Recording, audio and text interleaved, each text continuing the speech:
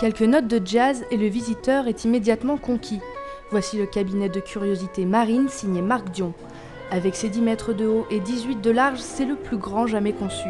C'est aussi le cœur de cette exposition. Initié par le musée océanographique, le projet de l'artiste américain regroupe des centaines d'objets collectés par le prince Albert Ier lors de ses expéditions, entre croisières et missions scientifiques. Pour les visiteurs, c'est une véritable source de trésors. This place is absolutely beautiful and we really enjoyed it. All these big fishes everywhere from all over the world. I think it's a beautiful collection here of these old antique instruments.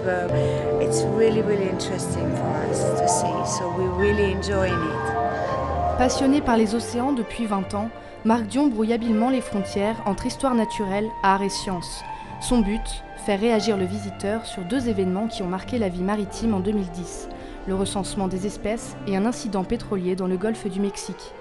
Par rapport au recensement des espèces marines, de vraiment faire comprendre au public comment effectivement la biodiversité, la connaissance des espèces était limitée. Et de l'autre côté, de sensibiliser le public aux impacts de l'homme sur l'environnement marin. Mettre le spectateur face à la fragilité des océans, c'est ce que tente l'artiste à travers ses sculptures personnelles, comme celle-ci, un ours pataugeant dans le pétrole. La visite ne s'arrête pas à l'exposition de Marc Dion. À l'étage inférieur, l'aquarium est lui aussi accessible aux visiteurs. Plongés dans l'ivresse des profondeurs, ils prennent ainsi conscience du besoin de sensibilisation et de prévention. Je pense que c'est un milieu qu'on connaît moins bien parce que déjà c'est pas un milieu dans lequel on vit à côté mais on ne vit pas dedans.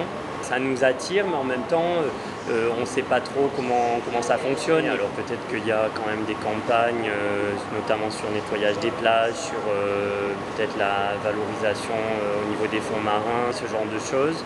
Mais après, peut-être sur la vie sous-marine, effectivement, on n'est pas très informé sur les bons gestes à avoir.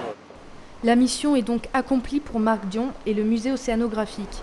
À seulement 2 € l'entrée pour cette visite nocturne, près de 900 visiteurs ont pu vivre l'expérience ce soir. Pour les autres, il n'est pas trop tard, l'exposition se tiendra encore jusqu'au 30 septembre.